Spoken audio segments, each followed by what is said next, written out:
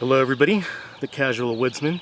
Today was supposed to be the video about what's in my wilderness pack, but I'm going to postpone that one probably until later on this week or even next week, just because there's a couple of items in there that I'm going to rotate out now that it's starting to become really hot out here in my part of Texas.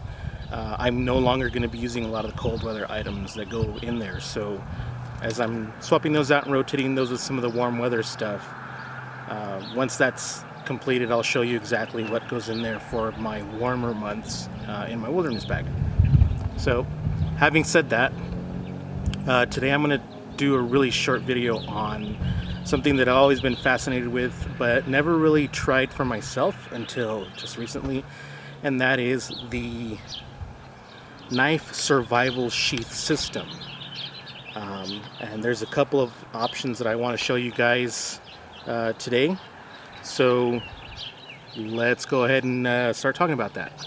Alright, so here in front of us I have two of my survival knives. These are a little bit on the larger side, but I want to talk about what specifically I did with the sheath systems on there. So first I want to show you guys this particular one right here. This is actually an Ontario RD7 bush. This has been discontinued now, but I was still fortunate to find one used. Pawn shops are great places to look, guys. You can get them for pretty much next to nothing. But this is the one I want to talk about. Now, this is a Kydex sheath. This is a custom Kydex sheath, and I'm showing you the back because you can't really see what it looks like from the front. And I'll explain what all this stuff is here in a second. But just so you can see the knife, this is the knife itself. Again, this is the Ontario RD7 bush, otherwise known as the RBS7. And not sure if you can see that here, but there's the logoing and the laser engraved model number on that. Anyway, this is a great bush knife. It is rather large. Some people don't like to have something this large when it comes to a woods knife or a survival knife. I personally prefer something a little larger, in the vicinity of maybe 6 to 9 inches. This particular one is about 7.5, and I'm just rounding, but 7.5 from handle scales to tip. But this is not what I'm going to be talking about today. This is just the knife itself. The sheath is just a custom Kydex sheath. Normally I make these myself, and there's a couple of different configurations that I want to experiment with. But in this case, I went with a pancake style sheath, as you could see, that has the holes on either side of the knife blade. And the reason I did that is I actually wanted to experiment with different ways of lashing this little accessory pouch to the sheath. Now, the way you see it here, I know some of you, the first thing that you're going to think is it's going to be freaking heavy, and you know what? It actually is. I think this knife and the sheath with the accessory pouch is about 2.5 pounds fully packed. That's a lot, if I'm going to be perfectly honest with you. Normally though, I don't carry this just for regular outdoors trips. This is essentially a true survival system for me, and this is something that I'll use if I'm going to do something that is very far out in the backcountry, very kind of far removed from civilization, or this is basically my backcountry system. And obviously it's a bigger blade because this is something that I would use in an area where I would likely need a bigger blade. I do prefer danglers, which is something that I was able to customize for this particular sheath. But let's talk about what's on the sheath itself. So first of all the paracord that you guys see on here, this is actually, part of it is the lashing cord that I use to attach this pack to the sheath itself. It's just running through some of the eyelets here on the sides. This particular pouch is a First Tactical accessory pouch. I believe it's called the gadget pouch. You can check that out at firsttactical.com. This didn't come with it. This is my own patch. I have several of these that I like to add to different gear of mine, but it does come with some Velcro loop side tabs on there, and I mean, you can place whatever you want on there, but I keep my zombie patch on there. So again, on the pouch, maybe 3 inches by 5.5 inches by about 2.5 inches deep at the thickest. It's maybe about 1 3/4 here at the top. It does come with a foam insert, which is handy if you're going to use this to store things like sunglasses or a GPS system, but it takes up a lot of space and it's actually a little bit more weight. So what I did is I completely took off that padded insert, which is just attached on the inside with some Velcro tabs, and I basically just put the rest of my kit contents in here. So before I get into what's inside the pouch, I just want to show you what the rest of that 550 cord is. The rest of this here is really just a thigh strap, and it seems like a lot of cordage. It really is. The reason I left it so long is that I wanted to have the option to secure it to the sheath itself when it's actually attached on my thigh. So here on the front you see that there's a cable lock or a retaining clamp of some kind, and that's once it goes through my thigh on this side, I can cinch it up and adjust it, and then once this part of it hangs on the front, the end of it itself is an adjustable loop, and that's just so that I can loop it over the top of the pouch, cinch it down, and I don't have these little danglers everywhere. Anyway, that's just an explanation on that. But the reason it's so long, like I was saying, it isn't because I need it to be that long for my thigh. It's really just so that I can loop it through itself and around the sheath securely. See how that goes around the back of the belt loop attachment, and it's just long enough for it to go all the way back down to the bottom on that bottom loop and just loop through itself there. So really that's the only reason that this is so long. I don't need it to be that long, but figure it's better to have a longer attachment than one that's too short, and then I just gather up the excess. So again, that's part of that paracord. And then on the outside here, as you can see, I do have a ferro rod loop, and this is, I believe it's one of the Bayite ferro rods. This is a 5-inch by 1/2 inch ferro rod, so it's a really beefy ferro rod, and it's just a regular 550 paracord lanyard here at the end of it. These ferro rods do not come perforated. They don't come pre-drilled with a lanyard hole. You will have to do that yourself, and it's actually a really tricky process, which I may talk about in another video. But drilling ferro rods is a really tricky and somewhat dangerous activity, since the process of drilling it will create a bunch of sparks. So you have to work pretty much with some water running over the top of it. But anyway, it's a Kydex ferro rod loop right here, and this ferro rod actually fits in there really snugly, so I don't have the need to use a shot cord loop through it. It just kind of stays in there on its own. Alright, so now to get to the contents of my actual survival kit inside. So first things first is I do have large stormproof matches. I believe there's 15 of them in here with an extra striker, the little emery striker, and there's one on the outside already, but there's a couple extras on the inside, so that's what I have in there. And what else? Let's see. I have a few pieces of just regular fat wood and an emergency whistle. This is the Fox 40 Classic. This is just some regular jute twine available at any crafts or hobby store. The reason I use this isn't really for cordage at all. It's once you take this apart and separate the individual fibers and fluff it up, this is actually some really good tinder material, and I talk about this in one of my other videos, but that goes in there as well. What else is in here? I have a signal mirror. This is one of the SOL signal mirrors. It looks like it's 2 by 3 roughly.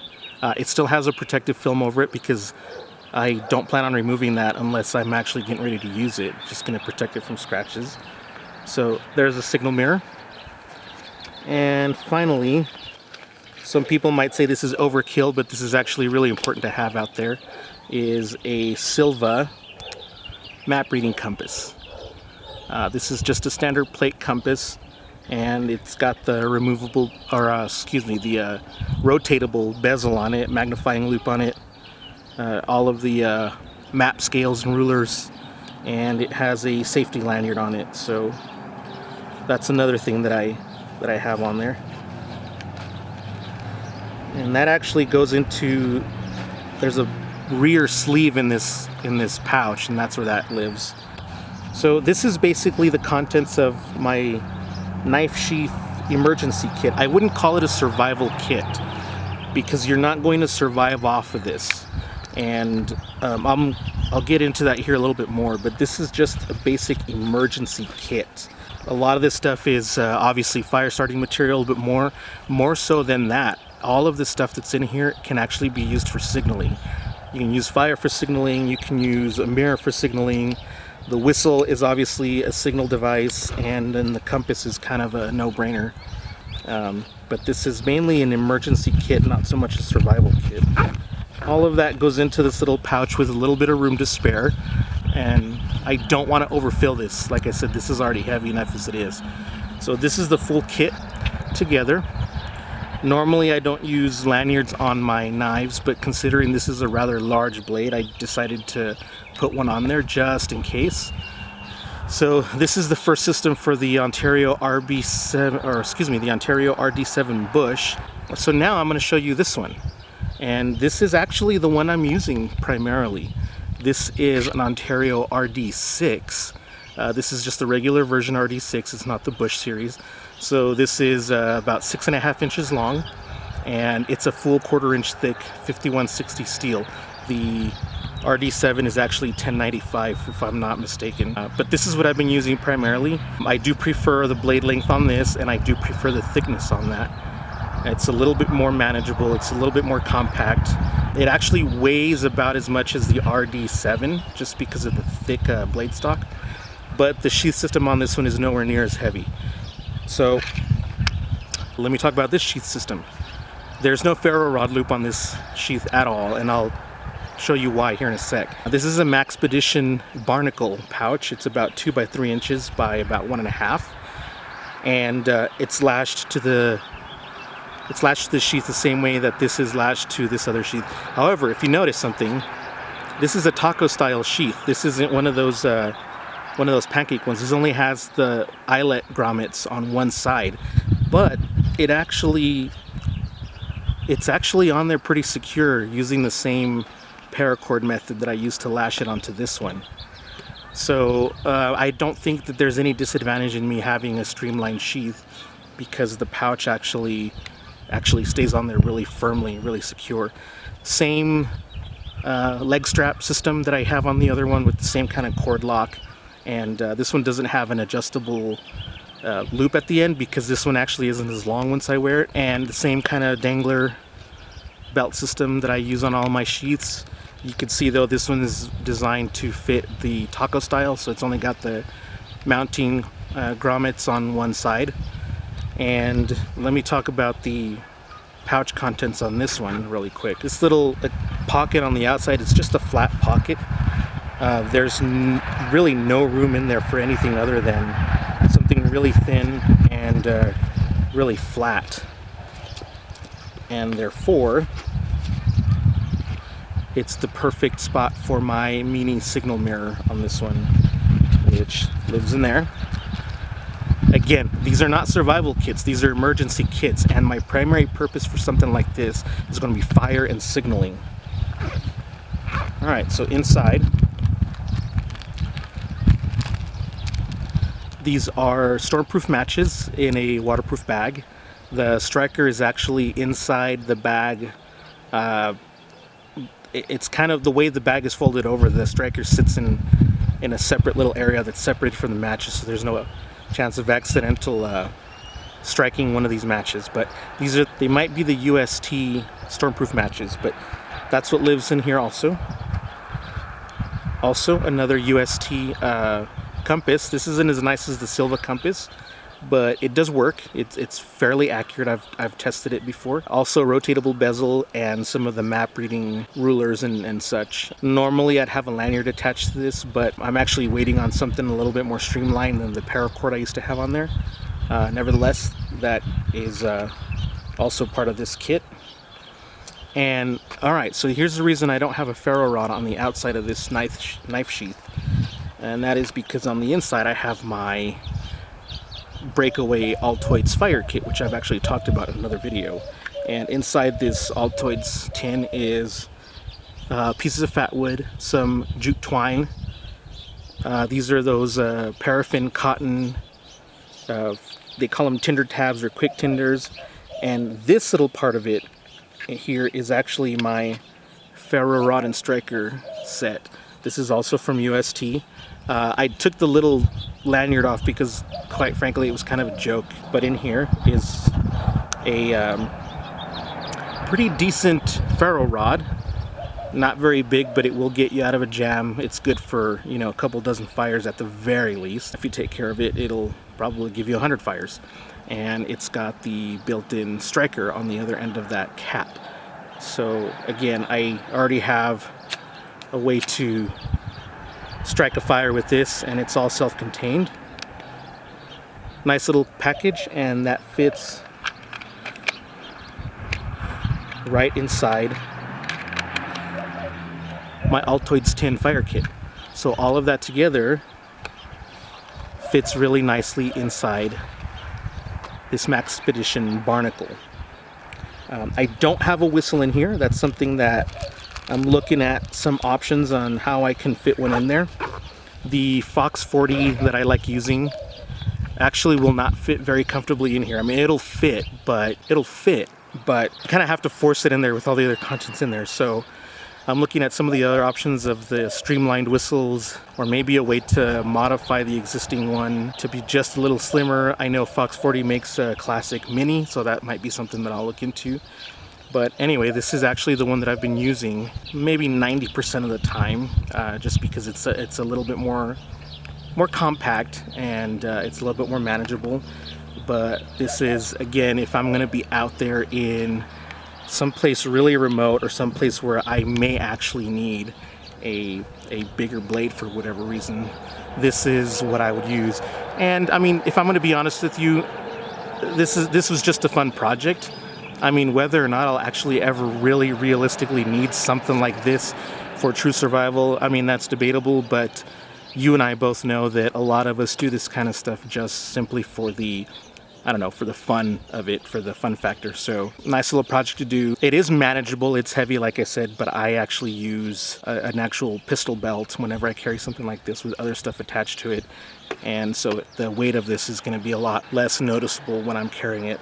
But anyway, these are the two survival knife sheath systems that I've put together. That was pretty much the overview of my survival sheath systems. Now, I want to go back and elaborate on something that I said earlier. These are not survival kits. They're not designed to be. If you're going to be out there in a true wilderness situation, or if you have a true survival situation, nobody is expected to truly survive off one of these survival knife sheath systems, much less something like my normal one. Normally, when I go out somewhere, I wear either a tactical vest or something similar, because I actually want to carry real survival things with me at all times. And I'll talk about what a true survival kit should have in a later video. But this is not going to be the only thing that I carry out there.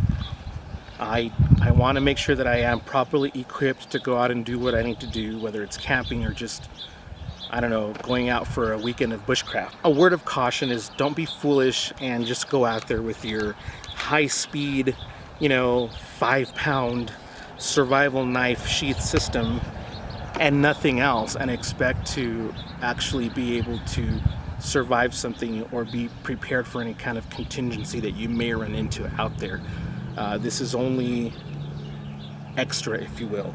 And really what this is designed for is to have my most essential things for emergencies, for signaling, even self-defense. I mean, I know some people don't like to talk about that, but what better deterrent for any kind of unwelcome visitors, whether they're four-legged or two-legged, than a giant knife. Let's hope nobody ever has to actually use something like this in a true defensive situation, but I mean, if nothing else, it's a good deterrent. Anyway, my point is, don't be silly. Don't think that this is going to be a complete survival kit. My philosophy of use for something like this is a cutting tool is the most important thing you can have out there, obviously. Then also, if I'm truly in a situation where there is an emergency, me personally, I'm going to have things like first aid, 10 C's of survivability, which I cover in another video. I'm going to have all that other stuff already set to go. This is going to be just my tip of the spear, so to speak. But in a system like this, let's say I drop my pack, or I have to dump pack and run, I don't know, somewhere to respond to some kind of emergency, knowing that I'll have the opportunity to go back to my main pack, then this is going to be something that I have already on my person for emergency signaling more than anything.